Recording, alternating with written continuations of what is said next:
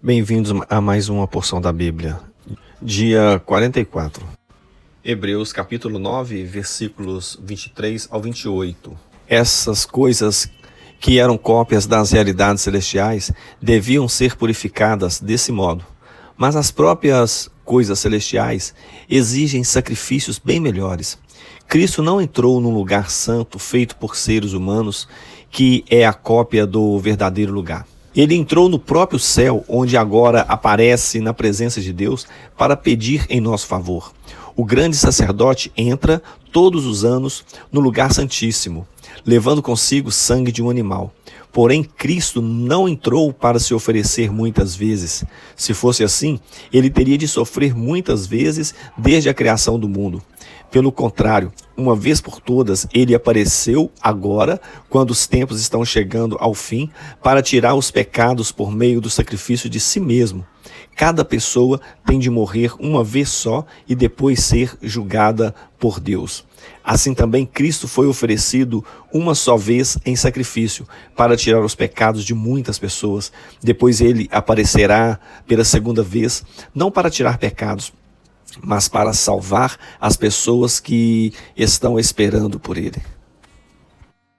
Hebreus capítulo 10, versículos 1 ao 18. A lei dada por Moisés não é um modelo completo e fiel das coisas verdadeiras, é apenas uma sombra das coisas boas que estão para vir. Os mesmos sacrifícios são oferecidos sempre, ano após ano. Portanto, como pode a lei, por meio desses sacrifícios, aperfeiçoar as pessoas que chegam perto de Deus? Se as pessoas que adoram a Deus tivessem sido purificadas dos seus pecados, não se sentiriam mais culpadas de nenhum pecado e todos os sacrifícios terminariam. Em vez disso, esses sacrifícios, realizados ano após ano, servem para fazer com que as pessoas lembrem dos seus pecados, pois o sangue de touros e de bodes não pode, de modo nenhum, tirar os pecados de ninguém. Por isso Cristo, ao entrar no mundo, disse: Tu, ó Deus, não queres animais oferecidos em sacrifícios nem ofertas de cereais, mas preparaste um corpo para mim. Não te agradam as ofertas de animais queimados inteiros no altar, nem os sacrifícios oferecidos para tirar pecados. Então eu disse: Estou aqui, ó Deus, venho fazer a tua vontade, assim como está escrito a meu respeito no livro da lei. Primeiro ele disse: Tu não queres sacrifício ou ofertas de animais, e não te agradam as ofertas dos animais queimados inteiros no altar, nem os sacrifícios oferecidos para tirar pecados. Ele disse isso, embora todos os sacrifícios sejam oferecidos de acordo com a lei. Depois ele disse: Estou aqui, ó Deus, para fazer a tua vontade. Assim Deus acabou com todos os antigos sacrifícios e pôs no lugar deles o sacrifício de Cristo. E porque Jesus Cristo fez o que Deus quis, nós somos purificados do pecado pela oferta que ele fez, uma vez por todas, do seu próprio corpo. Todo sacerdote judeu cumpre todos os dias os seus deveres religiosos e oferece muitas vezes os mesmos sacrifícios, mas estes nunca poderão tirar pecados. Porém, Jesus Cristo ofereceu só um sacrifício para tirar pecados, uma oferta que vale para sempre, e depois sentou-se do lado direito de Deus. Ali Jesus está esperando até que Deus ponha os seus inimigos como estrado debaixo dos pés dele. Assim, com um sacrifício só, ele aperfeiçoou para sempre os que são purificados do pecado. E o Espírito Santo também nos dá o seu testemunho sobre isso. Primeiro ele diz: Quando esse tempo chegar, diz o Senhor, eu farei com o povo de Israel esta aliança. Porei as minhas leis no coração deles e na mente deles as escreverei. Depois ele diz: Não lembrarei mais dos seus pecados nem das suas maldades. Assim, quando os pecados são perdoados, já não há mais necessidade de oferta para tirá-los. Êxodo capítulo 9. O Senhor Deus disse a Moisés: Vá falar com o rei e diga que o Senhor, o Deus dos Hebreus, diz o seguinte: Deixe que o meu povo saia do país a fim de me adorar. Pois, se você não deixar e continuar impedindo que ele vá, eu o castigarei com uma doença horrível, que atacará todos os seus animais, isto é, os cavalos, os jumentos, os camelos, o gado, as ovelhas e as cabras. Farei diferença entre os animais dos israelitas e os dos egípcios, e não morrerá nenhum animal dos israelitas. Eu, o Senhor, marquei um prazo, farei isso amanhã. No dia seguinte, o Senhor fez como tinha dito, e todos os animais dos egípcios morreram, porém não morreu nenhum dos animais dos israelitas. O rei mandou ver o que havia acontecido e foi informado de que não havia morrido nenhum animal dos israelitas. Apesar disso, o rei continuou teimando e não deixou o povo ir. Então o Senhor Deus disse a Moisés e a Arão: peguem punhados de cinza de um forno e que Moisés jogue essa cinza para o ar diante do rei do Egito. Ela se espalhará como um pó fino sobre toda a terra do Egito, e em todos os lugares a cinza produzirá tumores que se abrirão em úlcera nas pessoas e nos animais. Assim, Moisés e Arão pegaram cinza e ficaram de pé na frente do rei. Moisés jogou a cinza para cima e ela produziu tumores que viraram úlceras nas pessoas e nos animais. Os mágicos não puderam aparecer diante de Moisés, porque eles e todos os outros egípcios estavam cobertos de tumores. Porém, o Senhor Deus fez com que o rei continuasse teimando. E como o Senhor tinha dito a Moisés, o rei não atendeu o pedido de Moisés e Arão. O Senhor Deus disse a Moisés: amanhã cedo, vá se encontrar com o rei e diga-lhe que o Senhor, o Deus dos hebreus, diz o seguinte: deixe que o meu povo saia do país a fim de me adorar, pois desta vez eu vou fazer todas as minhas pragas caírem sobre você, sobre os seus funcionários e sobre o seu povo, para que você fique sabendo que em todo o mundo não há ninguém como eu. Se eu tivesse atacado você e o seu povo com doenças, você já teria sido completamente destruído. Mas estou deixando que você viva para mostrar a você o meu poder e para fazer com que o meu nome seja conhecido no mundo inteiro. Você ainda continua orgulhoso e não quer deixar o meu povo ir. Porém, amanhã, a esta hora, eu vou fazer cair uma chuva de pedra tão forte como nunca houve igual em toda a história do Egito. Portanto, agora mande recolher o seu gado e tudo o que você tem no campo. Se as pessoas e os animais que estiverem no campo não forem para casa, quando cair a chuva de pedra, todos eles morrerão. Alguns funcionários do rei ficaram com medo daquilo que o Senhor tinha dito e levaram os seus escravos e os seus animais para os abrigos. Mas os que não deram atenção ao que o Senhor tinha dito, deixaram os seus escravos e os seus animais nos campos. Então o Senhor Deus disse a Moisés: levanta-te a mão para o céu, e cairá chuva de pedra em toda a terra do Egito. Cairá sobre o povo, sobre os animais e sobre todas as plantas do campo. Moisés levantou o bastão para o céu, e o Senhor mandou trovões, chuva de pedra e raios sobre o país. Ele fez cair uma pesada chuva de pedra sobre todo o Egito, e a chuva e os raios caíram sem parar. Essa foi a pior tempestade que o Egito já teve em toda a sua história. Em todo o Egito, a chuva de pedra acabou com tudo o que estava no campo, incluindo as pessoas e os animais. Destruiu todas as plantas e quebrou todas as árvores. Somente na região de Gozém, onde estavam os israelitas, a chuva de pedra não caiu. Então o rei mandou chamar Moisés e Arão e disse: desta vez eu pequei, o Senhor Deus é justo, eu e o meu povo somos culpados. Orem ao Senhor.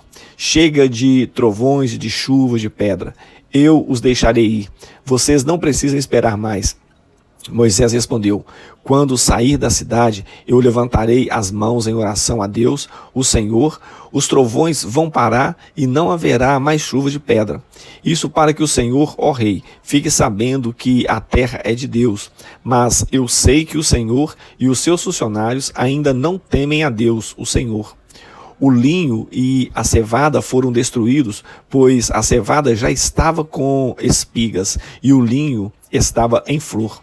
Porém o trigo e o centeiro não foram destruídos, pois ainda não haviam brotado.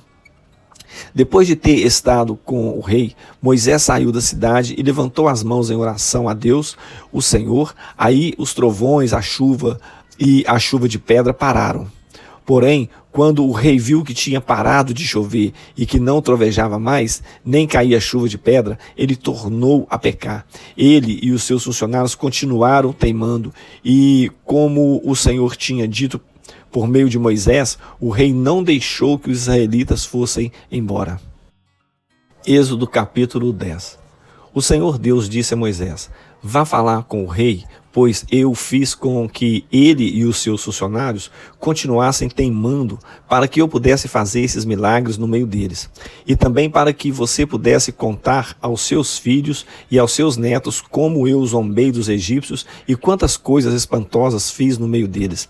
Assim vocês ficarão sabendo que eu sou Deus, o Senhor. Moisés e Arão foram falar com o rei do Egito e lhe disseram: o Senhor, o Deus dos Hebreus, diz isto: até quando você vai continuar não querendo se humilhar diante de mim? Deixe que o meu povo saia do país a fim de me adorar. Senão, amanhã eu vou trazer gafanhotos para o seu país. O chão não poderá mais ser visto, pois eles cobrirão a terra do Egito. Eles comerão tudo o que a chuva de pedra não destruiu, e até as árvores que sobraram. Eles encherão as suas casas, as casas de todos os seus funcionários e de todo o seu povo. E essa desgraça será pior do que tudo o que seus pais e os seus antepassados já viram. Moisés disse isso e saiu do palácio. Então os funcionários do palácio disseram ao rei: até quando esse sujeito vai ser um perigo para nós? Desde que os homens vão embora para adorarem o Senhor, o Deus deles. Por acaso o Senhor não sabe que o Egito está arrasado? Aí Moisés e Arão foram levados de novo até a presença do rei, e este lhes disse: vocês podem ir adorar o Senhor seu Deus, mas eu quero saber quem é que vai. Moisés respondeu: iremos todos nós, com as nossas crianças e os nossos velhos, levaremos os nossos filhos e filhas, as nossas ovelhas e cabras e o nosso gado, pois temos de dar uma festa em honra de Deus, o Senhor. Então o rei disse: pois que o Senhor vá com vocês, mas não vou deixar de jeito nenhum que vocês levem as suas mulheres e os seus filhos. É claro que vocês estão planejando uma revolução. Não, somente os homens podem ir adorar ao Senhor, se é isso o que vocês querem. E Arão e Moisés foram expulsos da presença do rei. Aí o Senhor Deus disse a Moisés: estenda a mão sobre o Egito para que venha gafanhotos. Eles virão e comerão todas as plantas da terra, tudo o que a chuva de pedra não destruiu. Moisés estendeu o bastão sobre o Egito, e o Senhor mandou do leste um vento que soprou sobre o país o dia inteiro e a noite inteira. Quando amanheceu, o vento tinha trazido os gafanhotos. Eles se espalharam sobre todo o Egito e invadiram toda aquela região em quantidades enormes, como nunca havia acontecido antes e nunca mais acontecerá. Eles cobriram de tal maneira o chão que este ficou preto. Devoraram toda a vegetação e todas as frutas das árvores que haviam sobrado da chuva de pedra. Em todo o Egito não sobrou nada verde nas árvores e nas plantas. Então o rei mandou chamar imediatamente Moisés e Arão e lhes disse: eu pequei contra o Senhor, seu Deus, e contra vocês. Agora peço que perdoe meu pecado ainda esta vez e que orem ao Senhor, seu Deus, para que ele tire de mim este castigo terrível. Moisés saiu do palácio e orou a Deus, o Senhor. Aí o Senhor fez soprar um vento oeste muito forte que levantou os gafanhotos e os jogou no Mar Vermelho. E não ficou um só gafanhoto em todo o Egito. Porém o Senhor fez com que o rei continuasse teimando, e este não deixou que os israelitas fossem embora. Então o Senhor Deus disse a Moisés: levanta-te a mão para o céu, a fim de que em todo o Egito haja uma escuridão tão grossa que possa até ser tocada. Moisés levantou a mão para o céu, e durante 3 dias uma grande escuridão cobriu todo o Egito.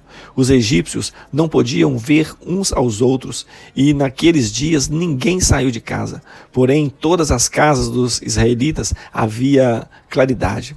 Aí o rei mandou chamar Moisés e lhe disse: vocês podem ir adorar a Deus, o Senhor. Levem também as suas mulheres e os seus filhos, mas as ovelhas, as cabras e o gado ficarão aqui. Moisés respondeu: neste caso, o Senhor deveria nos dar os animais para oferecermos em sacrifício e queimarmos em honra do Senhor nosso Deus. Nós não queremos isso. Nós vamos levar também nossos animais e não ficará nenhum, pois temos de escolher alguns para usá-los na adoração a Deus, o Senhor. Enquanto não chegarmos lá, não saberemos quais os animais que deveremos oferecer em sacrifício ao Senhor. Porém, o Senhor fez com que o rei continuasse teimando, e este não deixou que os israelitas saíssem do Egito. O rei disse a Moisés: saia da minha presença e nunca mais apareça aqui, pois no dia em que tornar a me ver, você morrerá. O Senhor está certo, respondeu Moisés, nunca mais eu o verei. Provérbios capítulo 4. Filhos, escutem o que o seu pai ensina, prestem atenção e compreenderão as coisas. O que eu ensino é bom, portanto lembrem dos meus conselhos. Quando eu era menino, filho único dos meus pais, o meu pai me ensinava dizendo: lembre-me das minhas palavras e nunca as esqueça. Faça o que eu digo e você viverá. Procure conseguir sabedoria e compreensão. Não esqueça, nem se afaste do que eu digo. Não abandone a sabedoria e ela protegerá você. Ame-a e ela lhe dará segurança. Para ter sabedoria, é preciso primeiro pagar o seu preço. Use tudo o que você tem para conseguir a compreensão. Ame a sabedoria e ela o tornará importante. Abrace-a e você será respeitado. A sabedoria será para você um enfeite, como se fosse uma linda coroa. Escute, meu filho, aceite o que estou dizendo e você terá uma vida longa. Eu lhe tenho ensinado o caminho da sabedoria e a maneira certa de viver. Se você andar sabiamente, nada atrapalhará o seu caminho e você não tropeçará quando correr. Lembre sempre daquilo que aprendeu. A sua educação é a sua vida. Guarde-a bem. Não vá aonde vão os maus. Não siga o exemplo deles. Não faça o que eles fazem. Afaste-se do mal, desvie-se dele e passe de lado. Os maus não podem dormir sem ter feito alguma coisa má. Eles ficam acordados até conseguirem prejudicar alguém. Porque para eles a maldade e a violência são comida e bebida. A estrada em que caminham as pessoas direitas é como a luz da aurora, que brilha cada vez mais até ser dia claro. Mas a estrada dos maus é escura como a noite. Eles caem e não podem ver no que foi que tropeçaram. Filho, preste atenção no que eu digo. Escute as minhas palavras. Nunca deixe que elas se afastem de você. Lembre delas e ame-as. Elas darão vida longa e saúde a quem entendê-las. Tenha cuidado com o que você pensa, pois a sua vida é dirigida pelos seus pensamentos. Nunca fale mentiras, nem diga palavras perversas.